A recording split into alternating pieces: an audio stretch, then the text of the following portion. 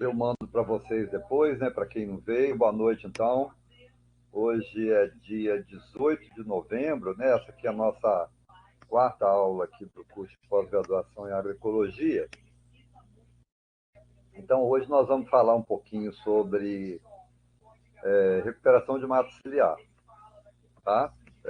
Contextualizar também um projeto que eu tive até a oportunidade de passar lá onde que ele está lá, porque é lá em Minas Gerais, tá? Então eu vou mostrar para vocês. Eu não sei se eu já mandei para vocês, mas saiu outro livro nosso aqui. Ano que vem vocês vão entrar. Esse aqui é o Recuperação de Áreas Degradadas, volume 4. Tá vendo? Ficou bacana, a formatação ficou muito boa. Ano que vem vai ter um de vocês, né? Já chegou mais um capítulo aí, pronto. Então, agora a gente vai. Vamos ver se vocês acabam aí até o final desse mês, né? Me mandem mais uma versão para ver se fica pronto aí tudo, tá bom? Se vocês tiverem alguma dúvida com relação a capítulo, me mandem uma versão, né? Para a gente dar sugestões, beleza? Bom, falar um pouquinho da concepção desse projeto aqui. Primeiro, vamos só ver um pouco de contexto aqui, né? O que é mata ciliar? O que é vegetação ciliar? Para que você tem isso? Para que serve isso? Bom, aqui você tem, né, um leito de um rio, a gente chama o rio de modo geral sempre tem o leito menor, que é onde passa a maior parte do tempo a vazão mínima e a vazão média, e tem o leito maior, que é onde que a gente fala que o rio se espraia, né, quando chove, por exemplo, agora chegou a época de chuva. Né? Ontem eu estava lá em Alegre, vindo para cá, o rio Itapimirim está mais alto, saiu da caixa, que a gente fala, e vai ocupando as várzeas. Se você tira essa vegetação aqui, se você pensar no nosso bioma, Mata Atlântica,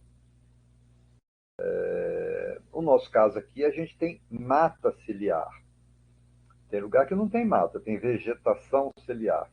Ela existe exatamente para proteger isso aqui, para que não ocorra erosão. Quando o rio sobe, aumenta a velocidade da água. Se você não tiver essa área aqui protegida, né, como aqui está protegido, você vai favorecendo esse processo de erosão. Foi aquilo que vocês viram que eu mostrei na semana passada, lá no Vale do Rio Doce. Dá o problema de assoreamento dos corpos hídricos. Né? Esse material sai daqui e vai sendo depositado aqui na calha do rio, que vai provocando o assoreamento do rio. Né? Favorece enchentes, né? Impede a navegação. Se for área para produção de energia, vai produzir menos energia, vai interferir na vida aquática, tanto a parte vegetal como a parte animal. Né? Então é fundamental. Eu tive a satisfação, eu não conhecia assim com tanta intensidade o Rio Amazonas. Eu conheci bem mesmo no ano passado, ano retrasado, eu acho, ou há 3 anos. Está passando tão rápido que a gente perde até a noção de tempo, né?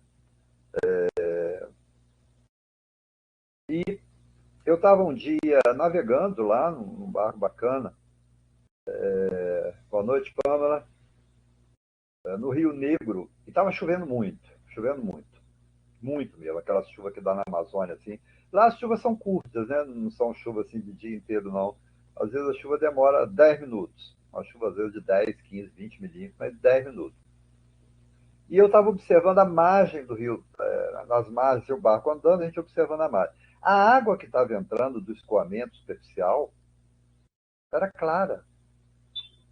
Acabou a chuva, o rio continuou negro, ele é escuro, né? mas você não via argila, você não via essa cor vermelha que a gente vê. Né? Ontem, por exemplo, anteontem, eu passando aqui, passei no Rio Carangola, o Rio Carangola está vermelho.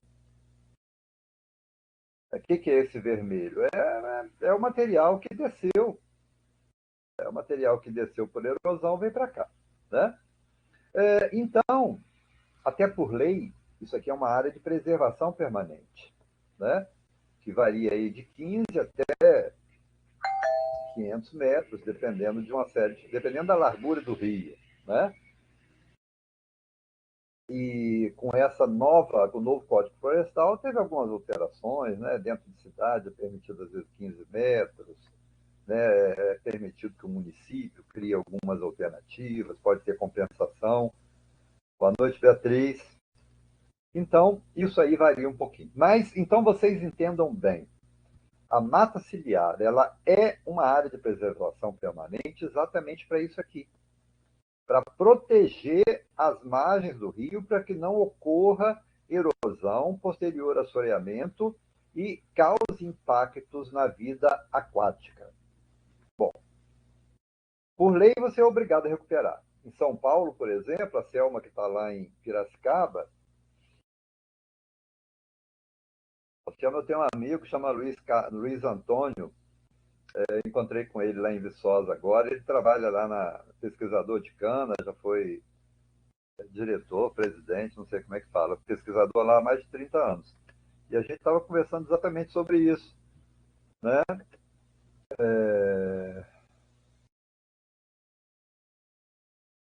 como, né, no caso lá de São Paulo, está tendo as usinas de açúcar, que é o maior produtor de açúcar hoje do Brasil, é São Paulo, estão tendo que recuperar, revegetar todas as áreas de APP de vegetação ciliar. Né? Então, isso aí se justifica por isso. O primeiro ponto é esse aí. Às vezes tem alguém aqui que não é muito da área, né?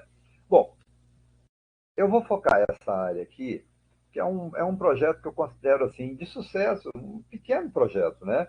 Que eu tive o prazer de ser coordenador, junto com uma equipe de professores lá do Cefet, ainda Cefet Rio Pomba, lá em Minas, perto de Governador Valadares, de Juiz de Fora, né? E que eu venho acompanhando. Eu passei lá semana passada, vou ter a última foto aqui, vai ser para mostrar como é que ele está.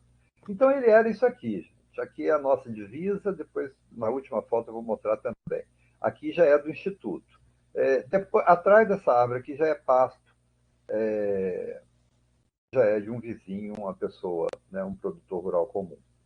E aqui já é anos depois, né, depois de instalado, né, até esse aqui foi depois que eu saí, um professor que me substituiu fez um banquinho aqui, ele falou que adora dar aula sentado aqui com os alunos, né, na sombra e tal, e falando dessas questões todas de sucessão e tal, coisas que vem acontecendo aqui, né?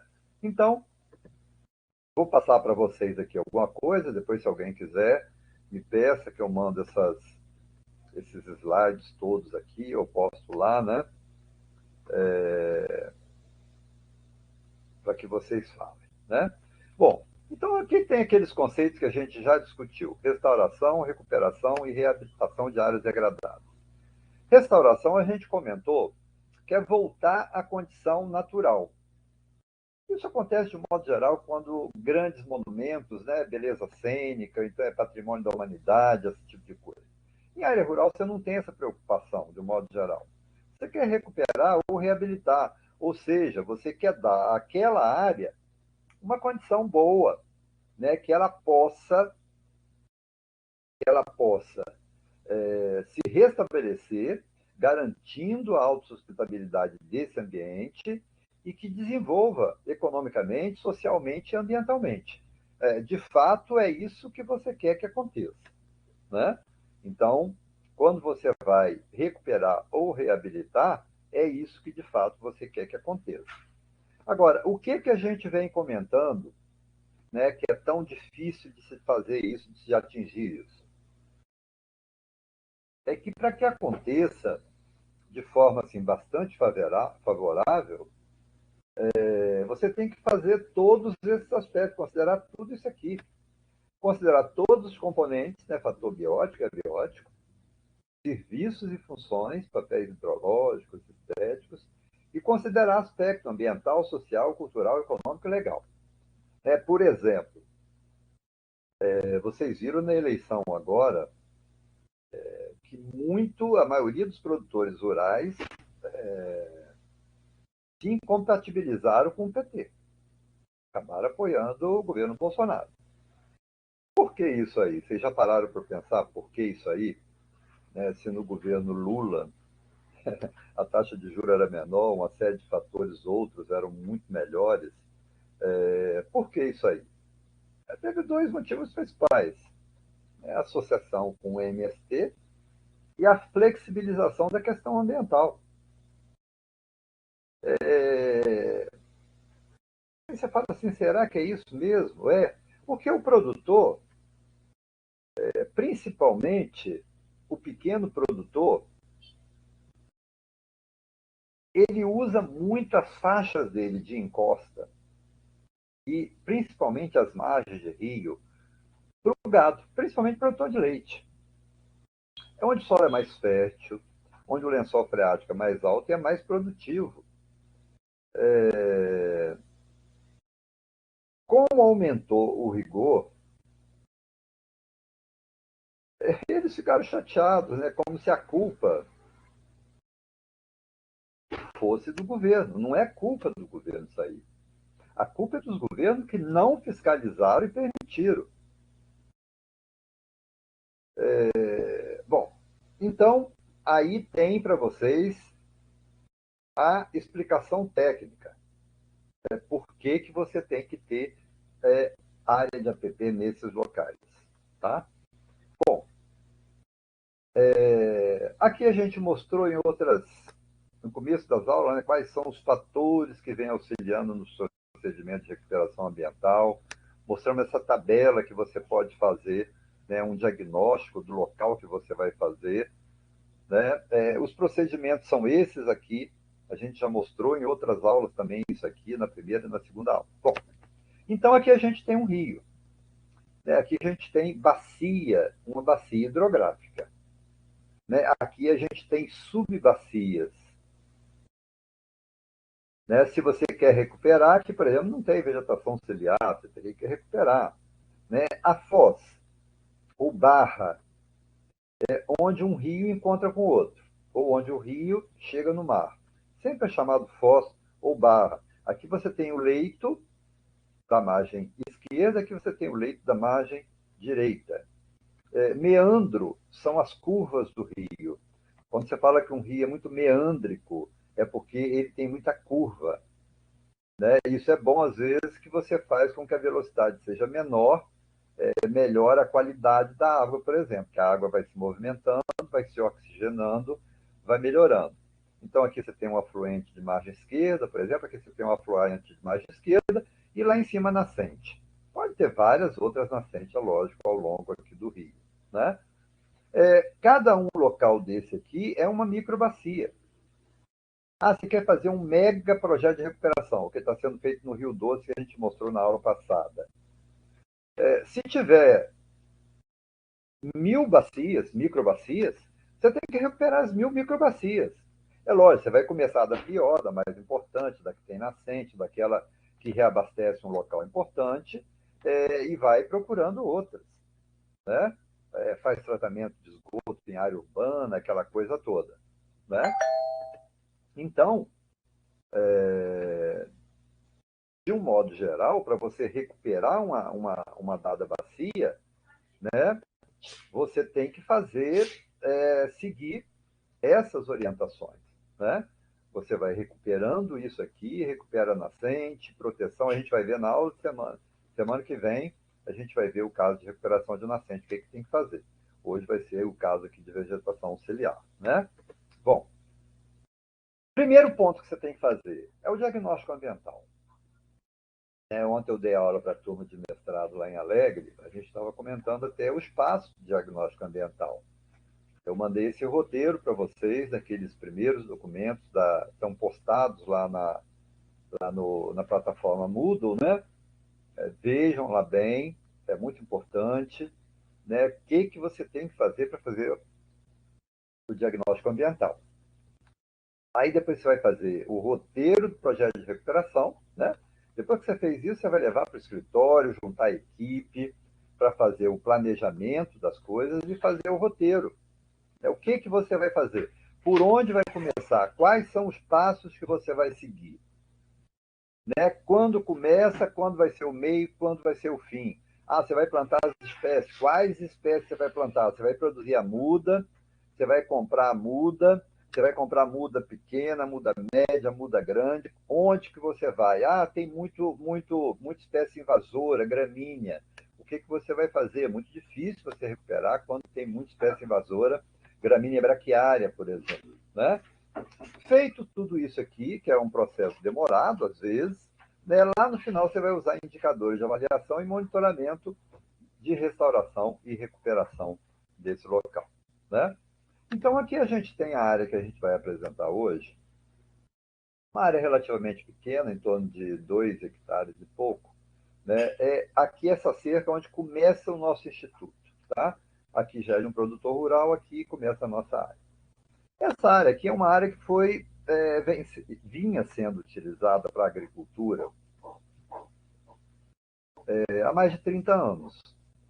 Se plantou de tudo aqui: milho, feijão, mandioca, batata, inhame, tudo que você puder imaginar se plantou aqui nessa área. Tá?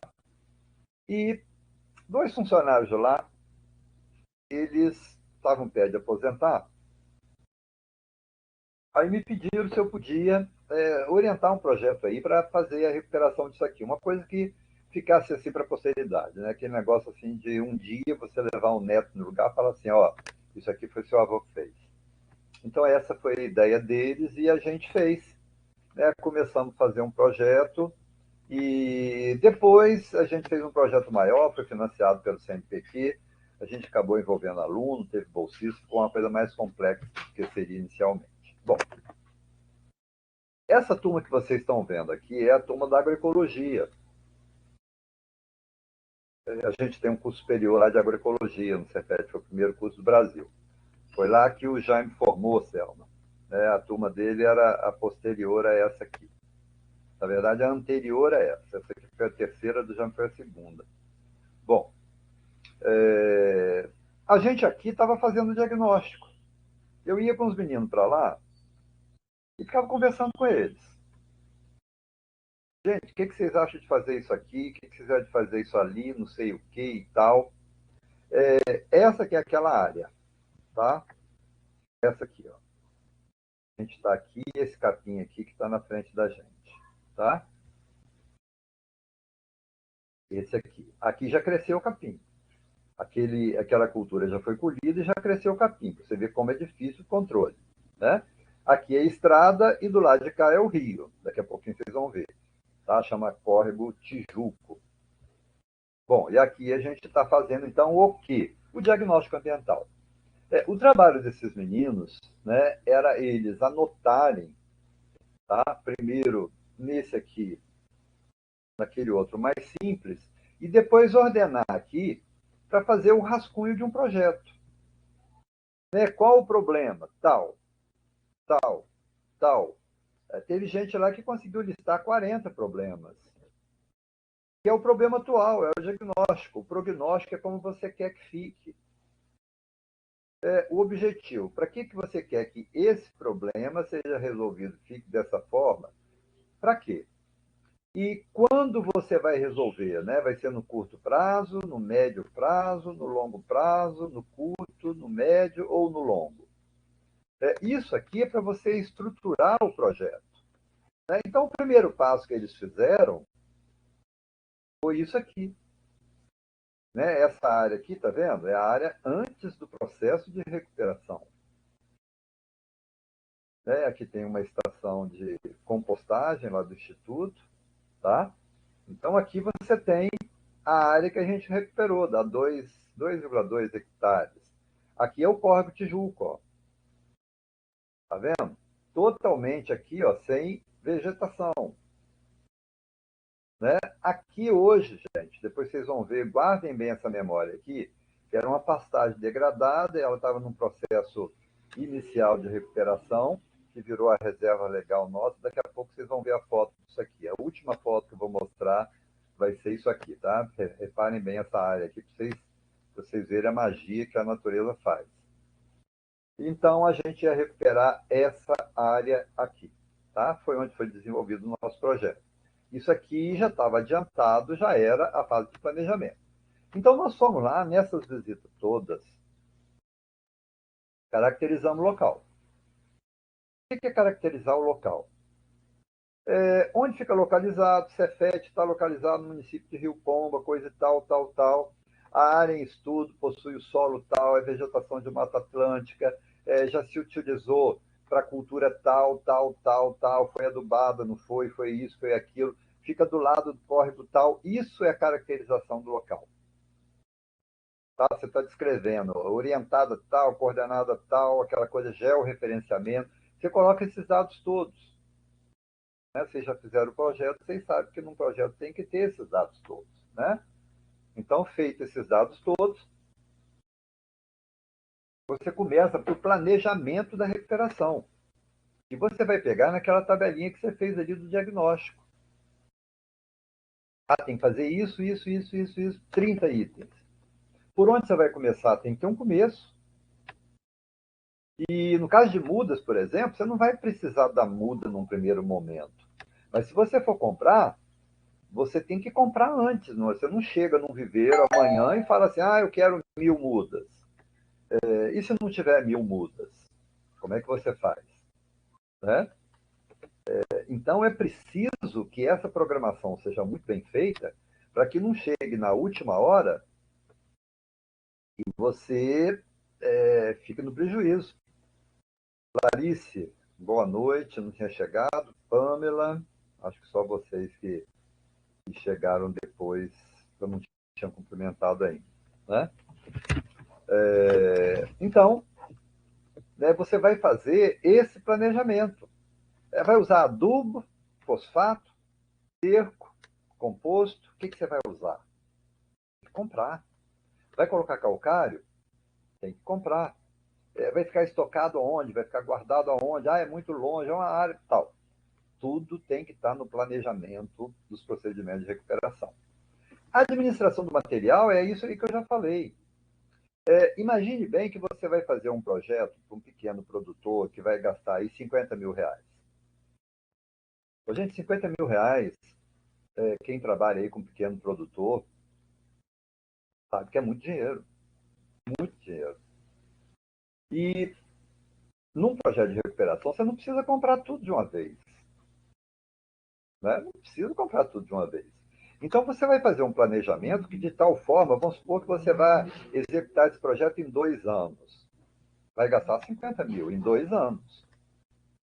Mas você vai administrar esse material de tal forma que, no primeiro momento, você compre só o necessário, vamos supor que seja 10 mil. Aí você planeja para daí a 6 meses gastar mais 10 mil. Com um ano, mais 10 mil. Um ano e meio, mais 10 mil. E lá no final do projeto, mais 10 mil. Ou seja, você pode viabilizar administrando o material. Né? Uma determinada coisa que você vai gastar só lá no final, se ele tiver aumentado. Agora você tem que ver se ele tem uma entrada de dinheiro constante para que ele possa ter o recurso na época que precisar. Tá? Reconstrução topográfica, eu vou mandar um vídeo para vocês, que vocês vão entender bem o que é reconstrução topográfica. Quem já viu uma área minerada, por exemplo, ou uma área que sofreu, igual a gente mostrou semana passada, processo de vossoroca, fica totalmente transfigurada. Então você precisa reconstruir a topografia. Se você não reconstrói, quando chover, começa a formar processo erosivo e todo o trabalho que foi feito vai se perder. Né? Então você precisa ter esse tipo de cuidado. Topsoil substituto. Nesse caso desse projeto que eu vou mostrar, a gente não usou, porque ali é uma área que é alagada na época de chuva.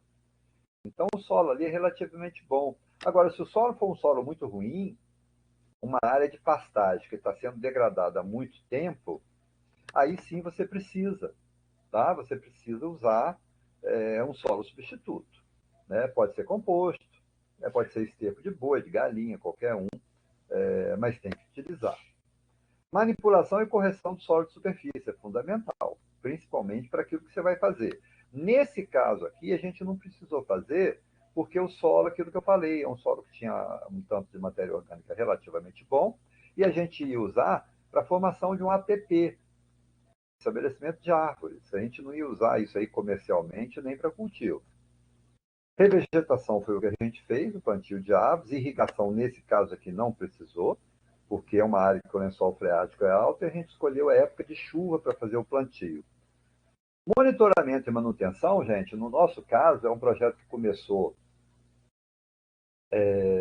em 2013 ou 2014 e está sendo feito até hoje. Até porque estão desenvolvendo outras dissertações e outras TCCs lá no local. Tá?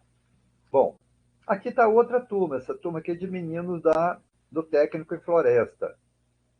Tá? A gente está aqui, eles estão tirando essa menina aqui, ela foi passar aqui na seca, o cabelão dela agarrou num carrapicho, aí os meninos estão catando os carrapichos na cabeça dela. E aqui, aquela área que vocês viram, que estava cheia de capim colonial, já foi roçada com trator.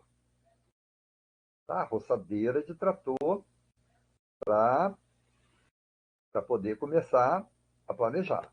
Aqui a gente fazendo visitas, né, visitando a área, continua a fase de planejamento. Né? Volta para o local, você fez isso, aí chega lá, vai trabalhando. O que, que a gente vai fazer aqui?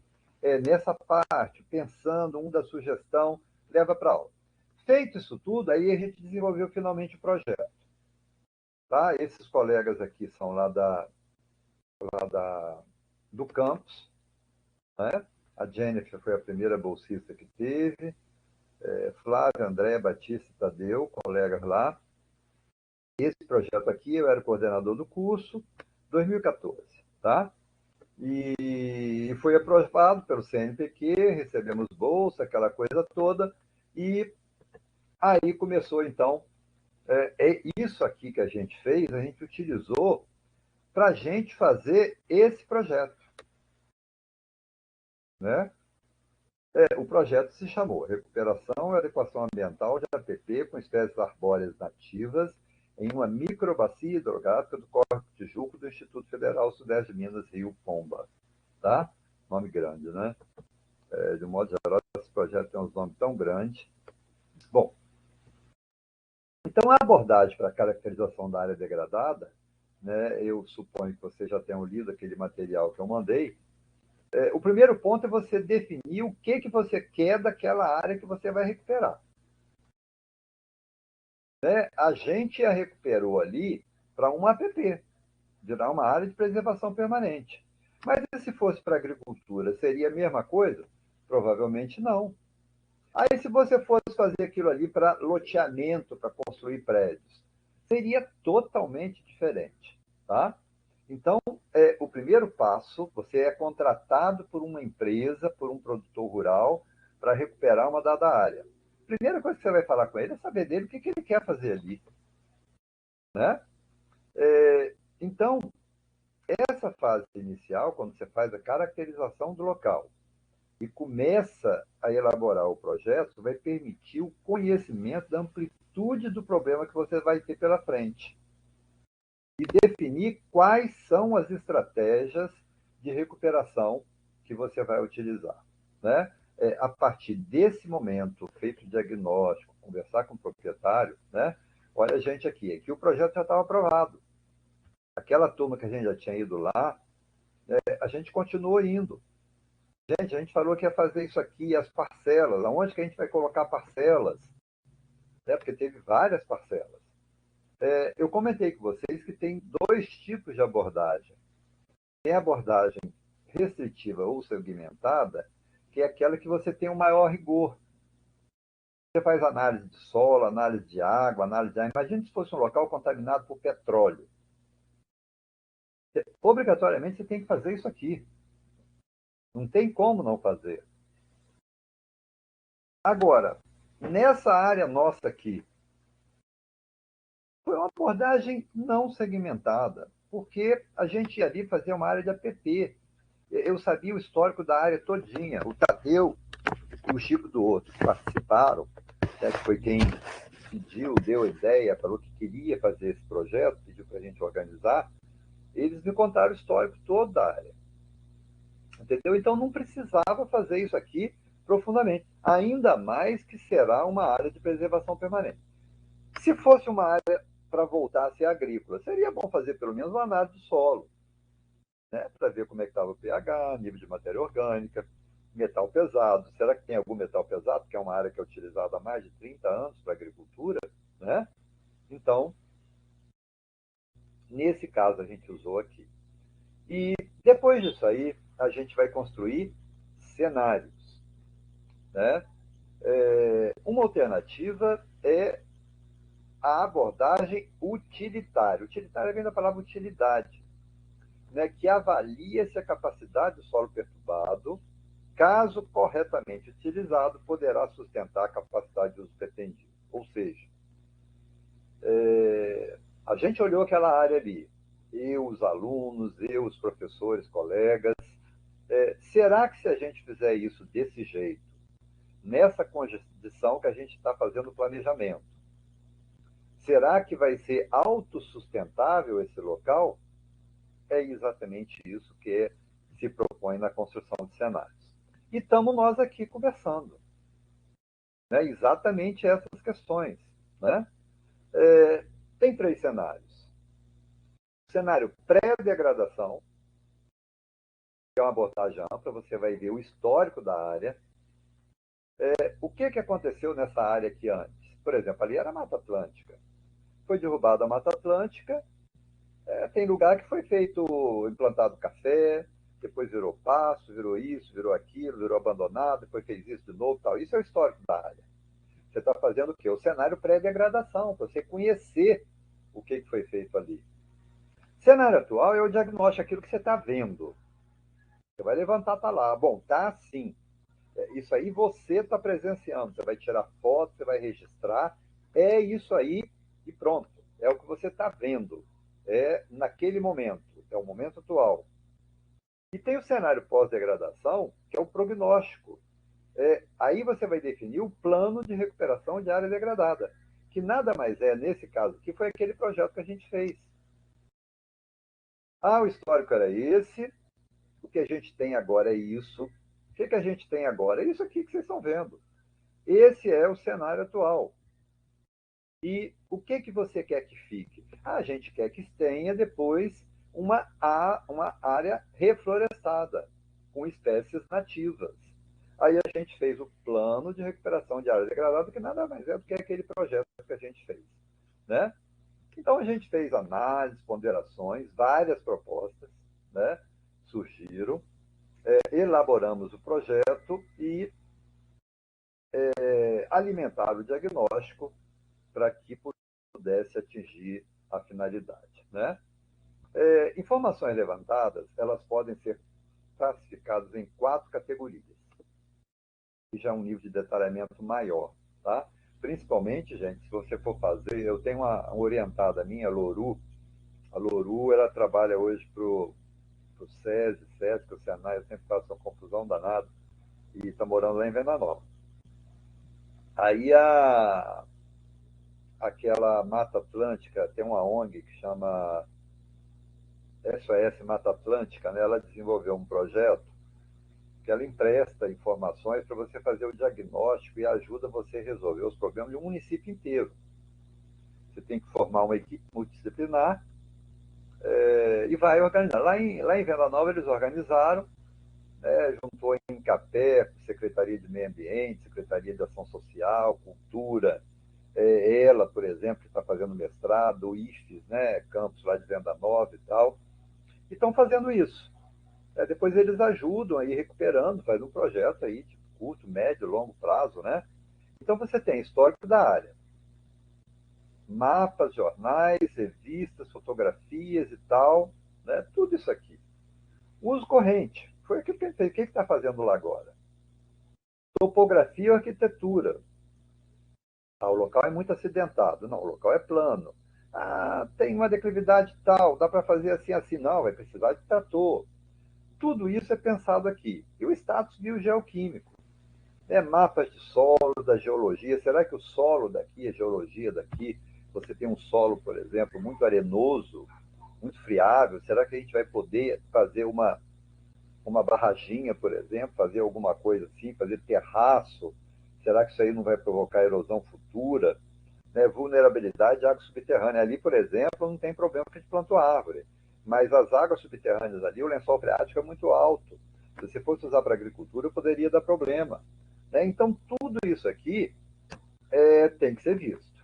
Tá? Então, tem uma nossa área aqui. A gente já fez isso tudo aqui, a gente fez.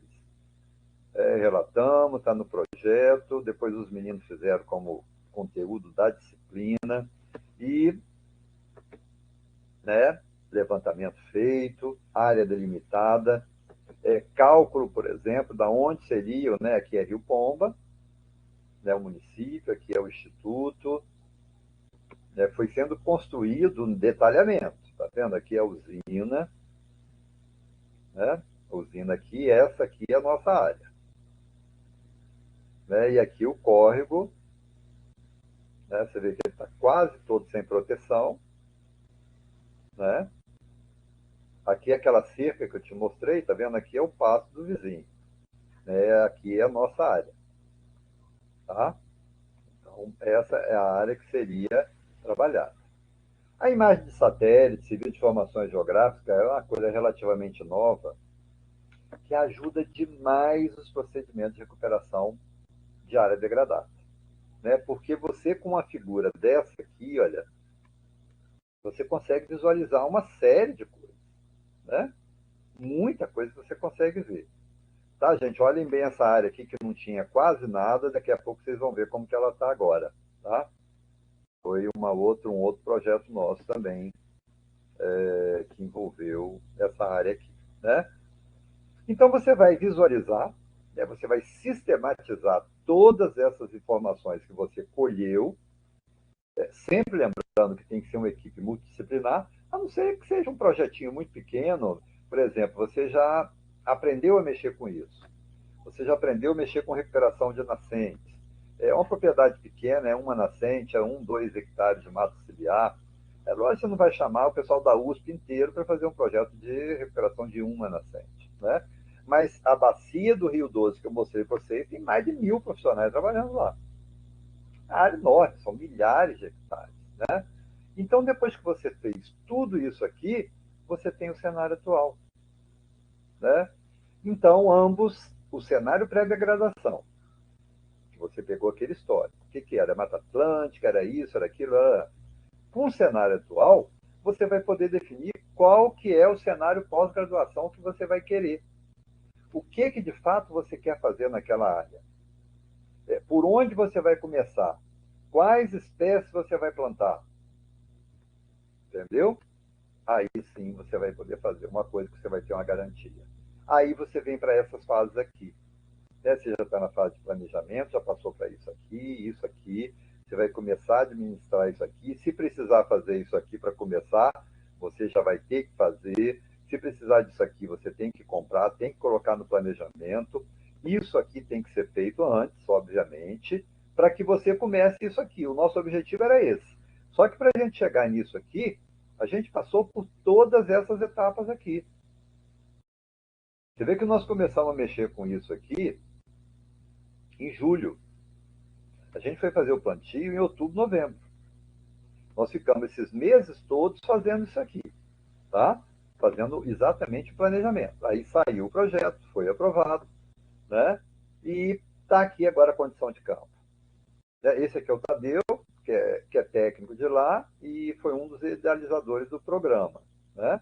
Ele que pediu para a gente fazer isso aqui. Isso aqui é o Rio Tijuco, esse aqui são funcionários terceirizados, e essa aqui é a Regina, é uma pessoa fantástica, dessas pessoas mágicas que existe.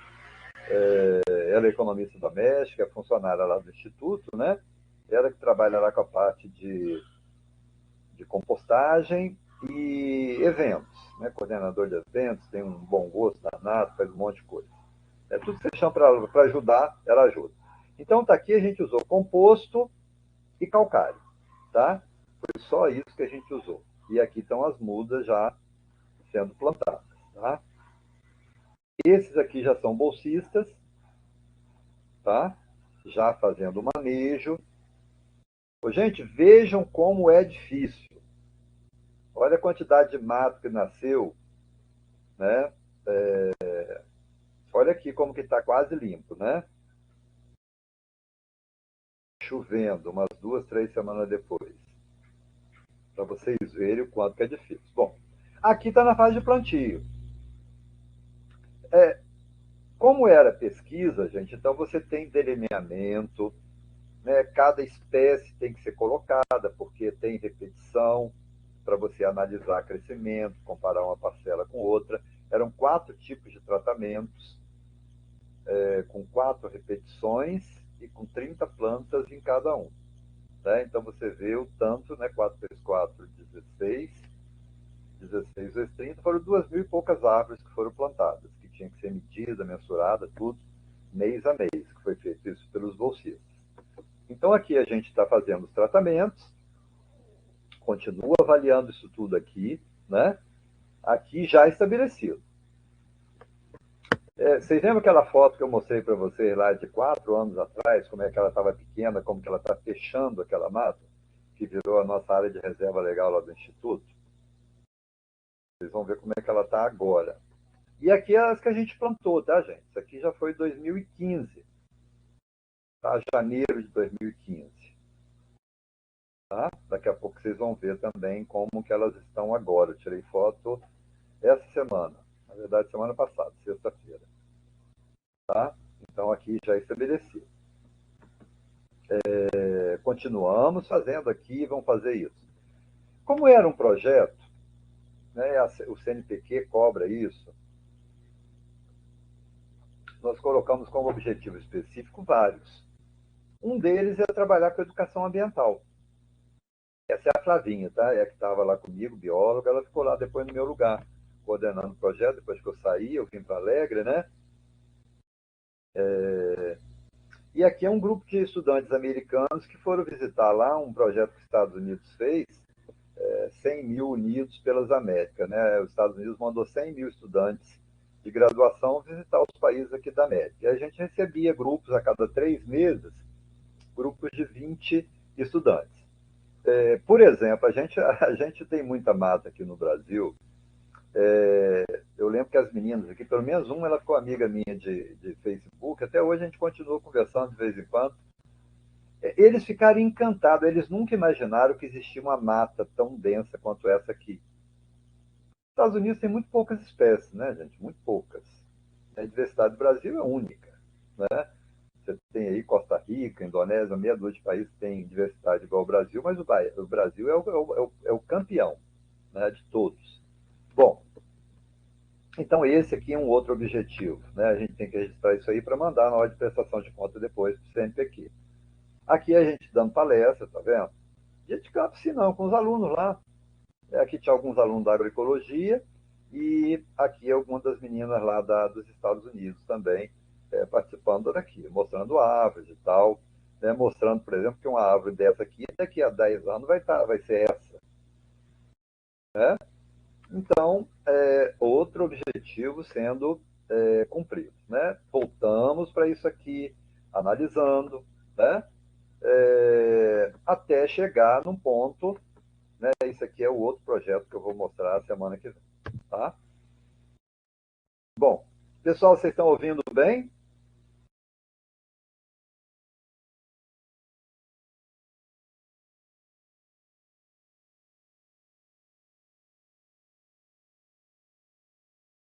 Tá todo mundo tão quietinho?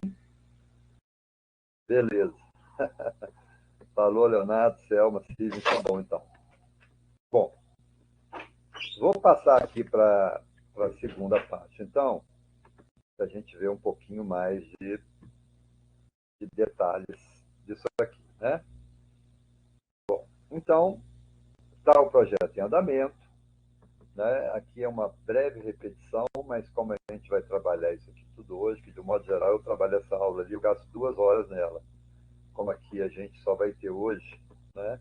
Eu estou passando um pouquinho mais rápido, né? Isso aqui a gente já passou no outro, eu não vou repetir. Bom, então aqui é num outro momento. Aqui foi calculado, por exemplo, índice de pegamento. Como é um projeto de pesquisa, a gente queria saber qual espécie que melhor se adaptou, qual espécie que teve melhor índice de pegamento, qual espécie que teve maior taxa de mortalidade, qual foi a melhor altura-resposta da planta que foi introduzida,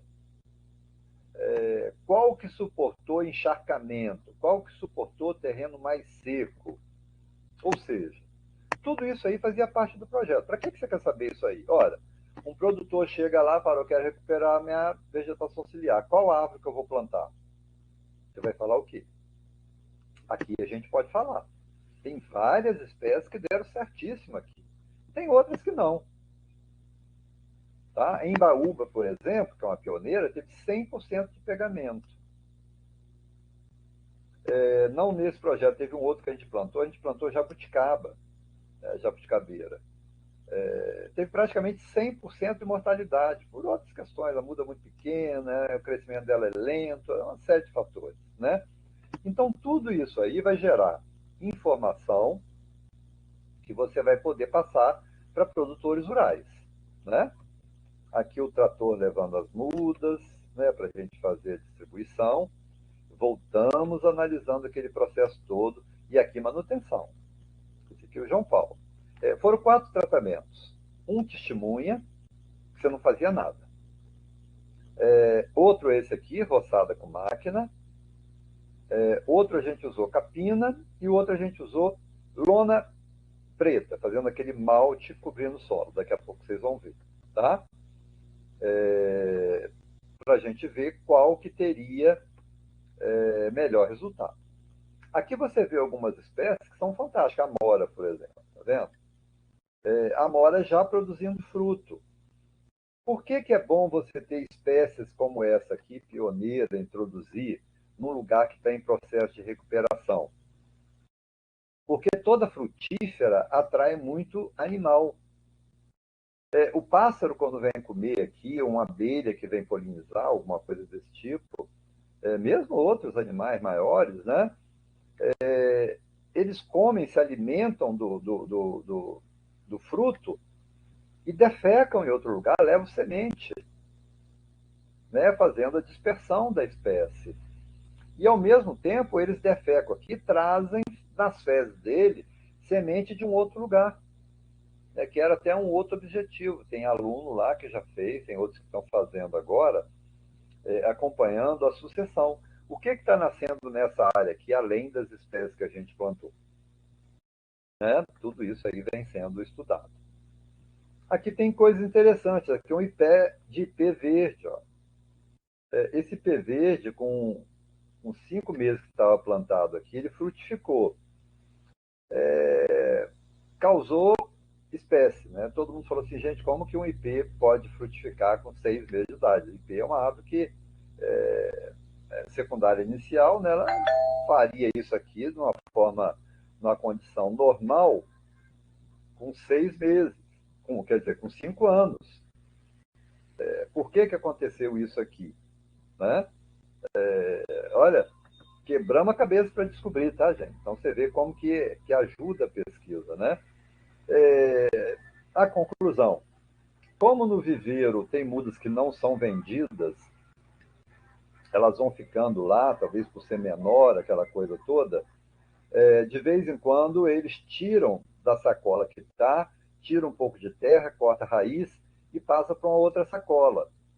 Então, de fato, para essa planta ter acontecido isso aqui, ela já deveria ter de 5 para 6 anos. Quando você deu uma condição boa para ela, ela entendeu, por já estar com idade de adulta, apesar de estar pequena, que ela já poderia frutificar. Então, são coisas assim, muito interessantes, né? Quem é biólogo que gosta muito disso. aqui numa outra fase. Olha a floresta lá atrás, como que ela já está desenvolvendo. Se você pegar daquela primeira imagem de 4 anos, 5 anos atrás. Né? Aqui todas, né, tá vendo? Monitorado, todas aqui com bambu para escorar, bem feitinha, amarrada. Essa aqui é outra menina que entrou depois, Isis, como estagiária também. Aqui são os funcionários terceirizados, plantando. Né? Nairon, são os 3 bolsistas depois. Aí já tinha saído a outra, entrou essa aqui. Sempre foi mudando, é bom mudar que outros vão pegando. Olha como que algumas espécies já desenvolveram bem. Então aqui a gente já começa a ver que tem algumas espécies sobressaindo a outras. Isso aqui que foi o tratamento que eu falei. Para que a gente usou esse malte aqui? Lona branca, lona preta, tá? Depois hoje a gente já sabe que se eu tivesse usado lona branca teria sido melhor. Tá? A gente colocou lona aqui e sobre ela a gente colocou o capim seco. Aqui é braquiária, jogamos aqui, cobrimos aqui. Para que é isso aqui? Para ver se você isolando aqui, se ia diminuir a competição do mato para evitar que ela abafasse a planta. Então esse foi um dos tratamentos, né? Aqui o Tadeu mostrando, né, para os meninos onde que deveria plantar, aquela coisa toda. E aqui já um ano depois. Essa planta aqui, gente, chama Guapuruvu, foi a que teve o melhor desenvolvimento. Tá? No final de um ano e pouco, quando completou um ano, teve uma que atingiu 6 metros de altura. Isso mesmo, em um ano atingiu 6 metros de altura. Né? Enquanto tinha outras que cresceu 20, 30, 40, 50 centímetros. Né? Essa aqui é a espécie de Mata Atlântica também, cresceu muito. Né? Angelim cresceu muito. Foi fantástico o desenvolvimento de algumas espécies. Né? Aqui colocando, ó, estendendo. Sempre os alunos aqui participando. Né? E está andando. Aqui limpando, aqui é a parte da enxada, tá vendo? Essa parcela é enxada. Coroando as mudas com enxada. E depois que coroa, vem e coloca. Aqui você vê, por exemplo, aqui está a lona por baixo e o capim por cima. Por que você cobriu com capim? Para evitar perda de água. Porque a lona é preta. O preto absorve muito calor. Então você poderia transferir o calor para baixo e secar o solo. Então a gente optou por colocar esse capim seco por cima para reduzir a perda de água. Uma outra proposta do projeto era identificar pelo menos uma árvore de cada uma das que foi plantada com uma plaquinha, né, com o nome popular, o nome científico e a família da espécie. Isso para quando você levar as crianças lá, por exemplo, né, o mesmo estudante que está começando, conhecer do que se trata aquela árvore, né, que ele está olhando. Então foi colocado aqui, distribuídas as plaquinhas, né, uma para cada uma das espécies que foi introduzida para que a gente pudesse. Aqui é um tratamento de testemunha, tá vendo? Foi plantada e nada foi feito, não roçou, não capinou, nada. Tá? Que é a realidade da maioria dos produtores rurais. Tá? A maioria dos produtores rurais faz isso, o cara planta, não tem como a pessoa fazer isso. Né? Aqui já é o local que recebeu o cuidado. Né? Aqui testemunha. Então você vê que a testemunha, será que essas plantas aqui vão ter um desenvolvimento igual àquelas que foi bem cuidada? São perguntas que no primeiro momento você estima-se mais ou menos aqui testemunha, tá vendo? A embaúba, por exemplo, está indo bem. Né? Essa aqui é leguminosa, a leguminosa está indo bem. Né? Então você vê que algumas são mais resistentes. Recuperação de área degradada, gente, você quer plantar espécies que sejam de fato resistentes. Porque elas vão viver nos ambientes mais adversos possíveis. Né? Se você planta espécie muito sensível, vai ser muito complicado, porque o índice de sobrevivência vai ser muito baixo. Aí encarece o procedimento, né? Bom, aí já é o outro ano, já é com outra turma da agroecologia, já saiu aquela turma na mesma disciplina, vocês vejam que os outros são diferentes, né? Estamos aqui falando, analisando aquela coisa toda, o Felipe aqui, político, nossa, que menino. Eu sofri com esse menino aqui, que ele era contra tudo. Tudo que você falava, ele perguntava por que não fez do outro jeito. Mas é bom até, porque numa sala de aula, assim, quando tem alguém que contesta muito, você começa a puxar umas questões, né? Então, tudo isso aqui que estava feito no ano anterior, eu passei para eles analisarem. Quando você dá aula, é bom você fazer isso aí, que você pega uma turma e na outra você faz alguma coisa para você analisar. De novo, eu passei isso aqui para essa turma, indicadores, eles já entraram numa outra fase, entraram mais na fase do monitoramento da recuperação.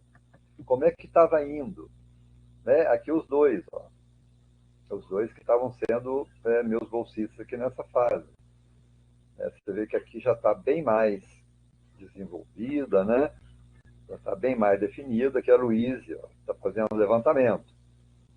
Mensalmente, gente, tinha que medir o diâmetro a 10 centímetros do chão, de todas, com paquímetro digital, tá vendo? Usou um tubinho de cano aqui de 10 centímetros, media sempre a 10 centímetros. Você vê o desenvolvimento das espécies, né? Medir a altura e o diâmetro do caule a 10 centímetros do chão.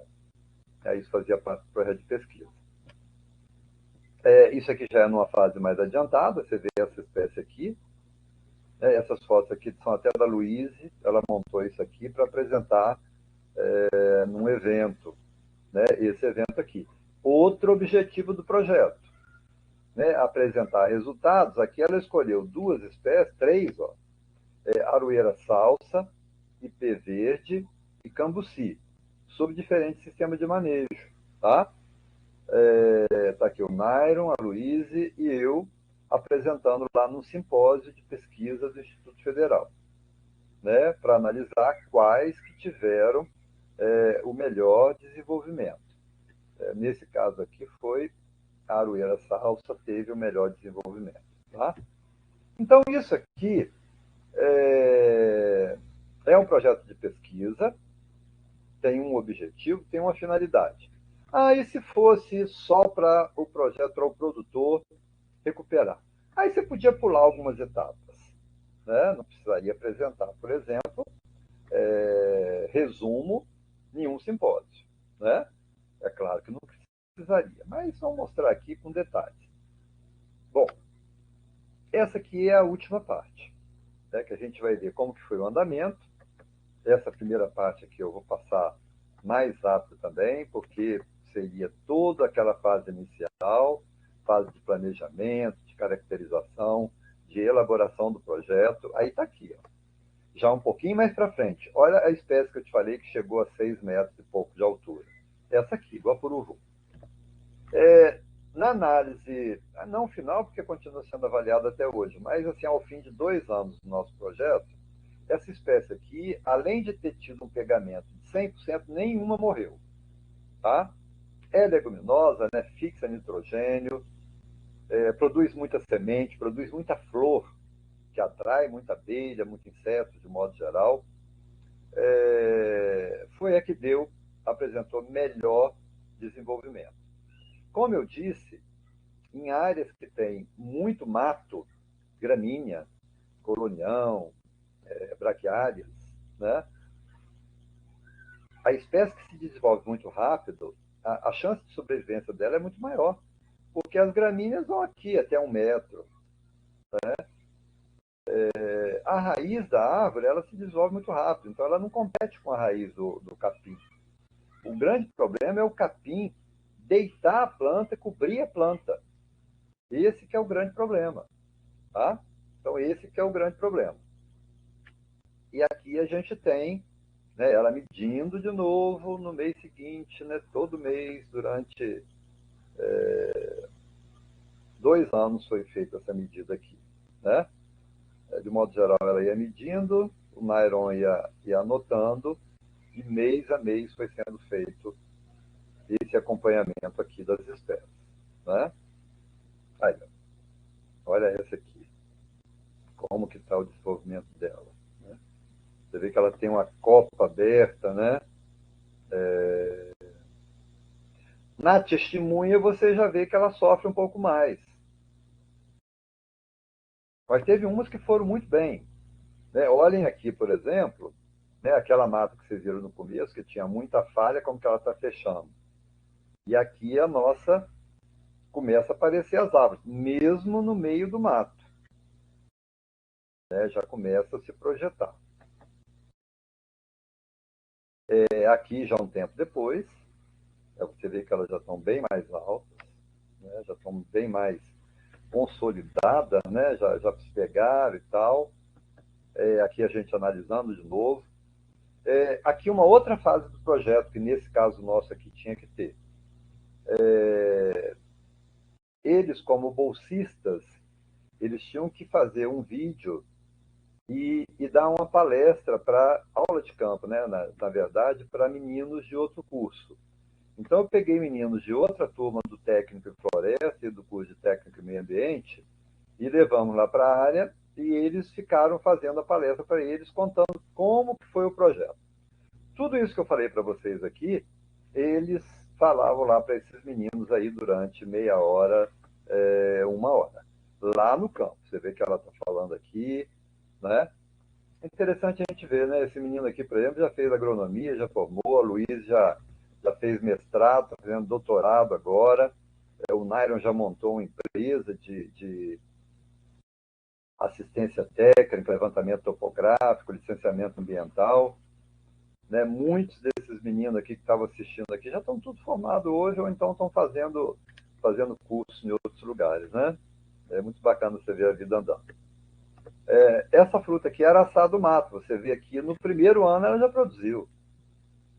Ou seja, é uma espécie nativa, frutífera, típica de Mata Atlântica, altamente promissora, né? Bastante promissora, porque em tão pouco tempo ela já trouxe algum resultado, né? Então é fantástico você ver essa condição aí, né? E tudo isso aqui, gente, a gente ia fazendo anotações. Bom, paralelamente a esse, foram surgindo outras ideias para se elaborar outros projetos dentro desse. Isso que vocês estão vendo aqui é o que se chama de puleiro artificial. O que é um puleiro artificial? É para atrair passarinho. Tá? Os passarinhos vindo aqui na área, eles vão ficar aqui, vão defecar, junto com as fezes dele, a mesma história do outro. Vão cair sementes e tal. Aí depois você faz aqui embaixo um levantamento fitossociológico para ver se teve resultado. De modo geral, sempre dá resultado, tá, gente? Porque de fato atrai. Né? Então, isso aqui já foi um outro projeto. Não é que está na mesma área lateral. E aqui a gente fez também um puleiro artificial, num outro formato, com bambu. Pegamos aqui do bambuzal do lado aqui. Será que esse aqui tem diferença desse aqui? Será que esse aqui, por ser mais natural, vai atrair mais pássaro e vai ajudar? Teve muito pouca diferença, para dizer a verdade, tá, gente? Assim, estatisticamente não foi significativo, não. Tá? E aqui a gente tem um outro ângulo, né, da área. Aí você vê aqui já bem consolidado. Aqui, por exemplo, gente, se fosse ao nível de produtor, você já não precisaria mais roçar. Talvez uma vez, porque aqui, se você ficar roçando muito, é um erro que eu estava falando lá com o Tadeu, porque toda vez que você roçava aqui, alguma planta que estava nascendo aqui, como você não via ela no meio do mato, você roçava ela também. Então estava atrapalhando o processo de sucessão, né? E esse mato aqui não prejudica mais essa, nem essa, nem essa, né? Então, pronto. Aqui você vê que aqui, de um tamanho já bem razoável, aquele malting, né, que é aquele plástico preto, cobriu, ainda estava fazendo efeito, ou seja, ele foi bom. Porque essa planta aqui, por exemplo, e essa aqui, mesmo que o mato crescesse agora, não vai mais competir com ela. Né? É uma planta que já tá salva. Né? Olha essa aqui, por exemplo, essa aqui é a sete casca. Né? Olha que maravilha de árvore, né? Dá flora o ano inteiro. É muito, muito, muito, muito. Atrai muitos polinizadores também. Né? E aí foi caminhando. Né? Isso aqui eu tenho foto constantemente de lá.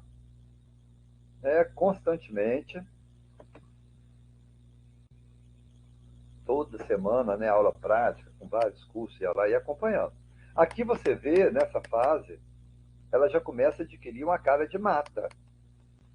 Né? Você vê que aqui já é uma matinha e tal. Aqui já num outro ponto, já num outro tratamento. Lembrando que aqui são 16 parcelas. Né?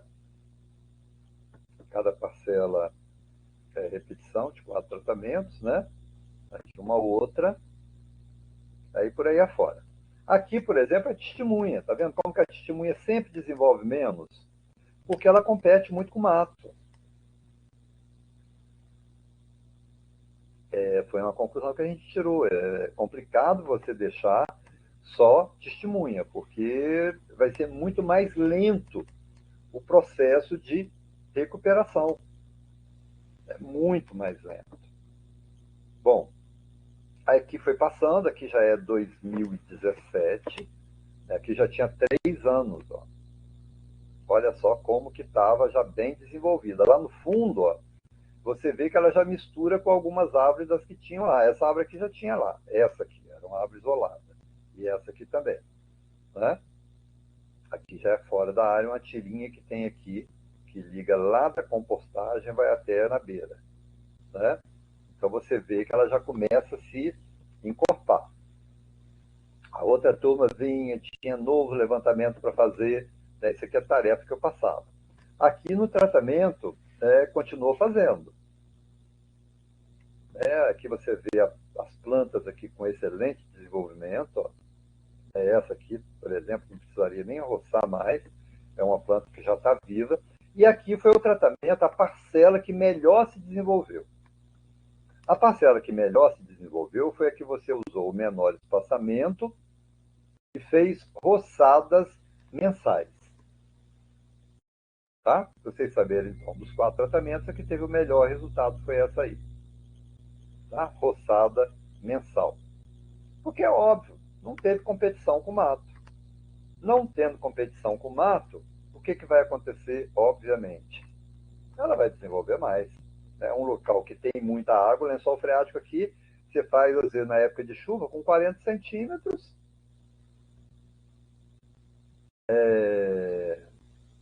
Você acha água. Né? Então, o resultado foi. Aí a sete cascas, tá vendo? Produzindo bastante.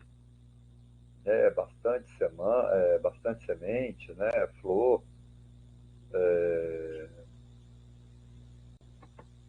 Uma boa espécie para ser utilizada também. Né? Aqui você vê um outro tratamento, parcela testemunha. E aqui você já vê anos depois, aqui já é 2019. Olha lá atrás, gente, aquela floresta lá que estava palha, que vocês viram. Olha só como que ela estava aqui 5, 6, 7 anos depois. Não parece uma floresta primária? Né? Maravilha. E aqui, olha, já sendo bem incorporado, quase se misturando com a paisagem lá de trás. Né? Continua o processo, né? Desenvolvimento bom. Essa aqui bacana também, tá vendo? Lá no meio, uma das parcelas que recebeu capina, essa aqui que recebeu roçada, aquela que eu falei que teve o melhor desenvolvimento, né, de todas elas. Tá vendo aqui identificação, falando qual que é a espécie, nome científico. Aqui depois da roçada, que é uma parcela. que já outra espécie. Já é aquele IP que eu mostrei para vocês, o IP verde. Um ano depois ele desenvolveu bem e já estava dando flor. Ó. Só aquele que deu flor, tá, gente? Aquele que era pequenininho, porque é o único que tinha aquela condição. Os outros IPs eram todos novos, eles cresceram até mais do que esse, mas não deram flor e nem fruto, né? Porque eles tinham a condição normal. Aqui, a condição inicial. Aqui, 4, 5 meses depois. E aqui, 2, 3 anos depois. E aqui, semana passada, 8 anos depois. Tá? Então você vê que aqui ela está totalmente incorporada. Vejam lá de trás, tá, gente? Virou uma mata, a coisa mais bonita do mundo. Né? E aqui totalmente incorporada. Eles continuam errando, eles continuam roçando aqui, tá, gente? Se eles não estivessem roçando aqui, teriam bem mais espécies. É que toda vez que roça, as mudas pequenas que estão aqui, mas já acabou a análise, tá, gente? Para esse fim já acabou a análise, né? Você continua medindo, por exemplo, diâmetro de algumas árvores, alguma coisa aqui, mas essa parte aqui já acabou. Então, essa aqui é o resultado que você tem hoje. Agora, eu andei um pouquinho e fui lá no vizinho. Olha como que está o vizinho. Está desse jeito aqui. Tá? Aqui é a nossa e aqui é aquela que eu falei. Continua aqui. Aqui é uma visão da nossa. Do outro lado lá, que é a área de reserva legal. Olha que maravilha que ficou a floresta. Né? E aqui uma foto lá daquela parcela lá de dentro que eu tirei, né? Que teve... Olha que maravilha, olha o tamanho que estão as árvores. Né? Estão parecendo árvores já adultas, né? Elas estão aí na faixa de 7 anos, né? Mas uma maravilha, eu fiquei muito satisfeito, porque, de fato, é uma coisa que deixa a gente bastante feliz de ver um resultado assim bom. Então, esse é um projeto que vem sendo, deixa eu ver se tem alguma pergunta aqui, muito baixo, tá, Selma? É lógico que a gente, por ser Instituto Federal, a gente tinha o trator, por exemplo, que a gente utilizava nas horas de folga. Os funcionários terceirizados foi em torno de 80 serviços, que foi o mais caro. Tá? 80 serviços seria aí, vamos pôr R$ 100 hoje, né? R$ 8.000. Por hectare, R$ 4.000. Mas excedeu aquilo que eu falei. Tem coisa que ficou fazendo roçada que não precisava mais. Para um produtor, tá, acho que a Dilara saiu, beleza. Para um produtor normal, não precisaria ter dado tanta continuidade assim nas roçadas, porque já tinha. Aqui, por exemplo, tá vendo? Tá roçado aqui embaixo. Eu falei, não precisa roçar mais. Mas eles estão roçando. As covas foram feitas com trator, tá, Celso? E um dia foram feitas todas as 2.000 covas, com trator, chegava, fazia tal, alguma coisa em torno de R$ 500, R$ 600, né? Usou só composto produzido lá, 2 litros por cova e mais 100 gramas de calcário. Esse é um custo muito baixo, né, em torno de R$ 400. Então ficou barato. As mudas foram produzidas lá. Né? Se você tivesse que comprar essas mudas, hoje você compra em instituição, por exemplo, lá no nosso instituto, a gente vende muda hoje por R$ 5. Então, nesse caso aqui, a gente gastou 1.000 mudas por hectare, seria 5.000. Tá? 5.000 mudas boas por hectare. Então, resumindo, ficaria em torno de R$ 12.000 um hectare, tá? Para você fazer a recuperação. E o manejo até uma fase de estabilização. Seria mais ou menos isso aí hoje. que não é barato para um pequeno produtor, não é barato. Por isso que tem muitas instituições que estão financiando o pequeno produtor. Aqui no Espírito Santo você tem pelo menos 4 projetos. Eu vou mostrar aqui um projeto, eu acho que eu não mostrei para vocês, não, de um, de um, de um município que está aqui, que chama Tírio Viváqua. E eles estão fazendo lá muita barraginha.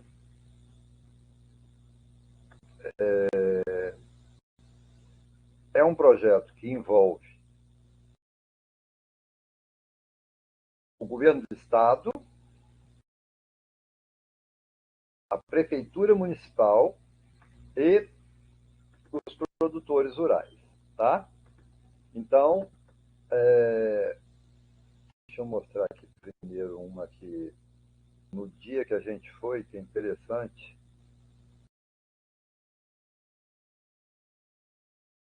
Aqui foi um dia que a gente foi lá, no dia que estava executando.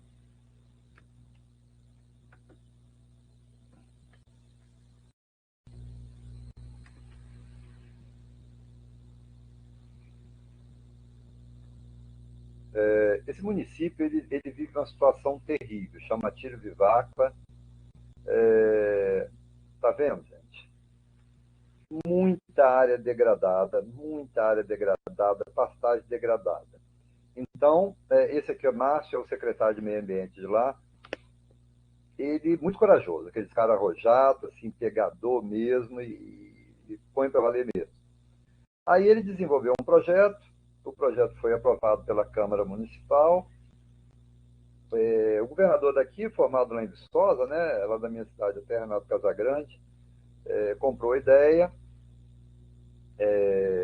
doou, houve a doação de um trator, daqui a pouco eu até mostro alguma foto aí, o trator estava trabalhando nesse dia, e construindo essas barraginhas aqui, isso aqui que chama coxinho. Qual o grande problema da erosão que a gente mostrou na aula passada? Desce morro abaixo, a água. Quando você faz um coxinho, né, a água que ia descer, ela para aqui. Depois você faz uma interligação, às vezes, com a barraginha, a água fica aqui na barraginha. Né? Deixa eu mostrar para vocês um que ele mandou aqui para mim. Essa semana, depois que teve a chuva. Aí vocês vão entender perfeitamente bem, né, o que vai acontecer e como que isso vai favorecer. Controle de erosão, controle de assoreamento, né, recuperação de vossoroca, que eu mostrei essas fotos aqui para vocês semana passada, vocês lembram? Aqui com a água de chuva. Se você tivesse uma vossoroca aqui embaixo, fizesse isso aqui, que foi o tema daquela aula, né, você reteria essa água. Aí ontem, por exemplo, eu dei uma outra aula para a turma do mestrado, que foi discutindo integração lavoura, pecuária, floresta. Aí uma menina perguntou, professor, seria interessante plantar árvores aí dentro? Dentro não, nem aqui. Seria fantástico você plantar aqui. E está na ideia dele, tá? O projeto vai contemplar essa fase também. Por que não plantar árvore aqui dentro? Porque esses coxinhos, né, vai descendo terra aqui, até porque isso aqui não está recuperado ainda, e vai assoreando os coxinhos. Então, de vez em quando, se faz necessário você fazer uma limpeza dele, tirar a terra que entrou aqui, porque diminuiu muito o espaço dele. Se você plantar árvores aqui, vai ser impeditivo você fazer isso com máquina, por exemplo. Né? Você teria que fazer manual. Você fazer manual quilômetros de coxinho manual, tirando é muito complexo, é muito complicado. Né? Ficaria caro, né? Seria muito caro, né?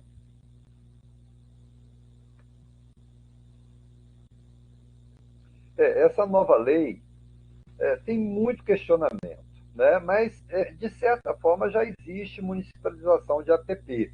Né?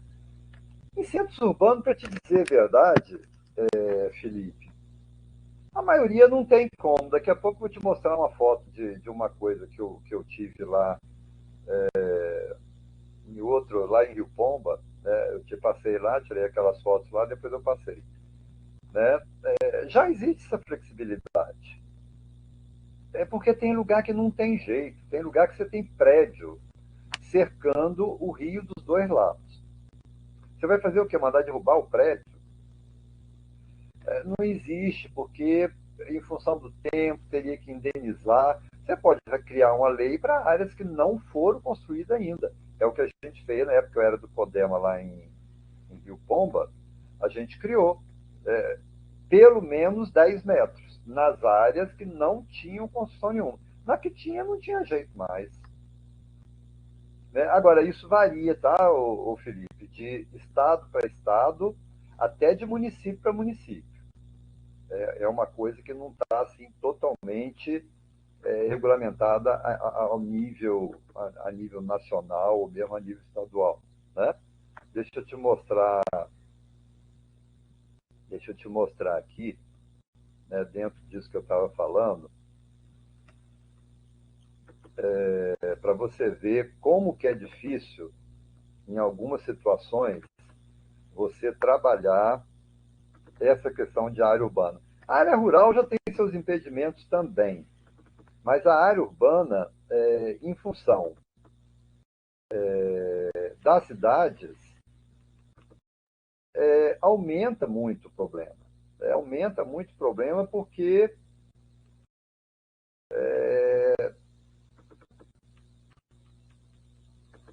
deixa eu colocar uma aqui que você vai ficar bem, você vai entender bem isso que eu estou falando. Você deve saber, não sei, não estou lembrando qual cidade que você mora, mas é um fato que a gente vê quase em todas as cidades hoje, né? O problema que se criou nos centros urbanos em função disso aí. Aqui, né? Isso aqui, ó, por incrível que pareça, a prefeitura fica a 100 metros desse local aqui. Então, esse prédio aqui, ele não está nem a 3 metros do corpo hídrico. O que você teria que fazer? Derrubar o prédio. Porque aqui a gente estipulou 10 metros. Mas como é que você vai derrubar prédio? Você teria que derrubar, lá em Rio Pombo, que é uma cidadezinha pequena, daria mais de 200 prédios. Não tem como fazer isso aí. A gente cogitou lá na época, algum membro do CODEMA levantou de derrubar os que estavam em construção. Todo mundo foi contra, porque todo mundo é amigo de alguém. O secretário meu é lá de Rio Pombo, ele falou, não, cara, isso é meu amigo, se falar isso, ele me mata, ele me expulsa da cidade, não sei o quê. Não, mas fulano é trabalhador, coitado, aquele fulano e tal. Ou seja, você pode criar uma lei para coisas futuras, mas alguns problemas que a gente tem, né, eu vejo alguns problemas assim que a gente tem no Brasil hoje. Alegre é clássico. Alegre é muito parecido com isso aqui. Eu não consigo imaginar como que você vai resolver, né, essa questão em função do que veio acontecendo sempre. Né? Ao longo do tempo, né, a gente viu essa enormidade de problemas surgindo. Como que você vai resolver agora de uma hora para outra? Tá vendo? Esse aqui é um outro ponto. Olha a construção aqui, onde que está. Isso aqui dá pouco mais de 3 metros. Pouco mais de 3 metros. Né? Então, são problemas assim que a gente tem. Aí, só para complementar aquele assunto da mata ciliar, né, nessas passagens que eu fiz essa semana, eu andei bastante por Minas, fui em Viçosa, mas em Viçosa a gente acaba a gente acaba passando por muitas cidades, né? A Zona da Mata é impressionante a quantidade de cidadezinhas que tem ali, uma do lado da outra, né?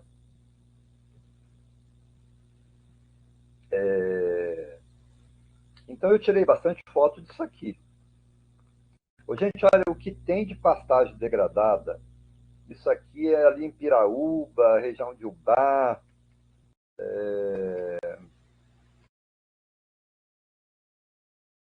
Para dizer a verdade, eu acho que tem de Muriaé para lá, mesmo Muriaé também tem, né? Mesmo aqui no Espírito Santo, Presidente Kennedy, Rio Novo, Mimoso, né? As cidades todas que a gente passa nesse caminho, é isso aqui.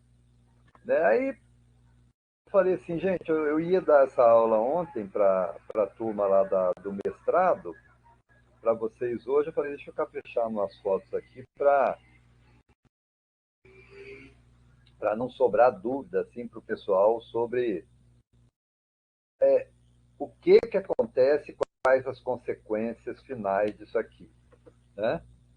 Aí continuei indo, passei por Varre-Sai. Varre-Sai já é uma cidadezinha ali do distrito do Rio de Janeiro. Né? Itapiruna, Natividade, Porciúncula, aí você já volta para o Espírito Santo. Você sai de Minas, passa nessas 4 cidades aí do Rio de Janeiro e já volta para o Espírito Santo. Aí passando ali em Varre-Sai, vindo aqui para o lado do Espírito Santo, olha que rio que é esse aqui, Rio Carangola.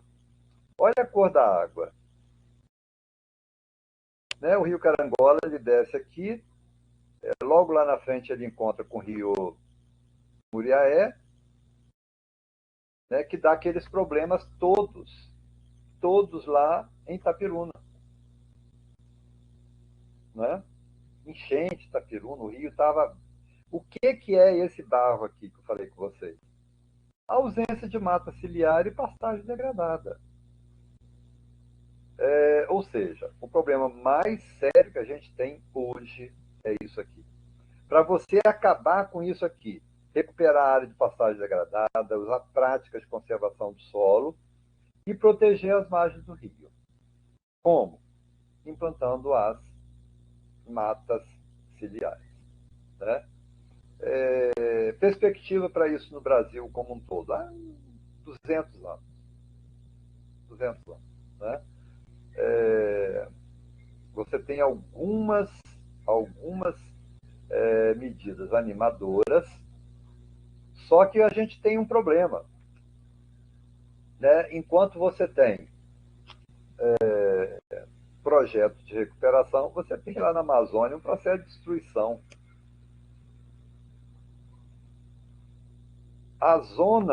Essa zona nossa aqui ainda, de Mata Atlântica, ela teve uma redução, ela só tinha 13%. Teve uma redução de mais 2% durante esses 4 anos do governo Bolsonaro. Tem 11% agora. Então, recupera de um lado, destrói do outro. A gente tem um município aqui bacana, Domingos Martins, quem é do Espírito Santo conhece, talvez vocês quase todos conheçam. Muito bacana, eu gosto muito de lá. Agricultura familiar, claro, tem a Pedra Azul, que é um dos monumentos mais bonitos aqui do Espírito Santo, tem um Parque Estadual da Pedra Azul, que fica perto do Parque Estadual do Forno Grande, que fica perto do Parque Estadual Mata das Flores, esses dois em Castelo, que é a minha cidade. Né? Estão loteando lá agora.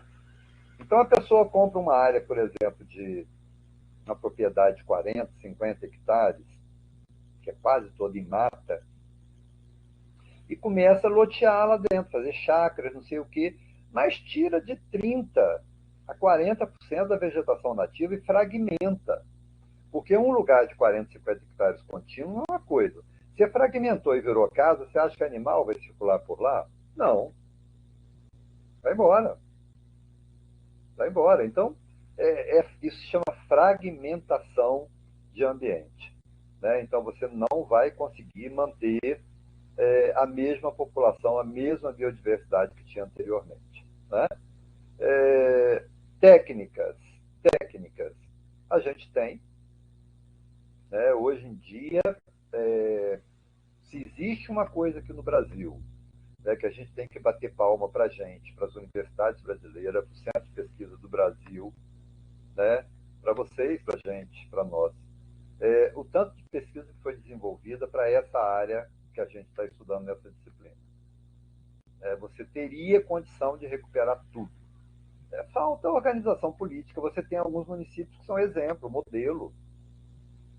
Né? O caso de Extrema, lá na ponta de Minas Gerais, divisa com São Paulo. É lá em Extrema que eu mandei para vocês aqueles vídeos. Quem não viu, veja ainda, que eles são fantásticos. É uma parceria. Tem 2 organismos internacionais que ajudam no financiamento, tem ONGs, tem a Prefeitura de Extrema, tem a Prefeitura de São Paulo, tem o Governo do Estado de Minas e o Governo do Estado de São Paulo e a ANA, a Agência Nacional de Águas aqui do Brasil. Todo mundo trabalha em parceria. Eles estão recuperando o município inteiro. Já recuperaram milhares de hectares.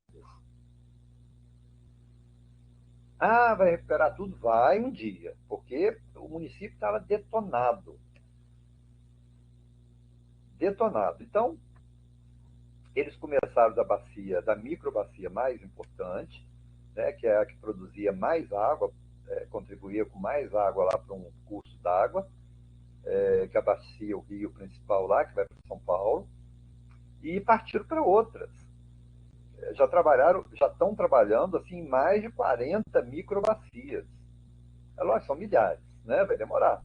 Mas é um começo forte e é um movimento crescente. Então, isso, a gente vê Alegre lá. Alegre criou um projeto que chama Plantágua. Cada ano ela faz um edital que recupera, atende a 10 proprietários. Vai demorar, porque a Alegre tem 1.600 propriedades. 10 por ano, em 10 anos vai atender 100. Então vai demorar, não sei, 100 anos para atender todo. Mas é um começo, né? É um começo. Tem o projeto Reflorestar aqui do Espírito Santo, aí é o nível estadual, aí já atendeu mais de 1.500 propriedades. Tá muito bom, grande projeto, muito bem feito, muito bem elaborado, está atendendo, né, vários municípios, tem outros municípios entrando. A Tiro Vivaco, que foi esse município que eu te mostrei agora, da Varginha e do Coxinho, aderiu a esse projeto também. Então a gente tem movimentos, né, que vem crescendo, né, de um modo geral, em vários municípios, né?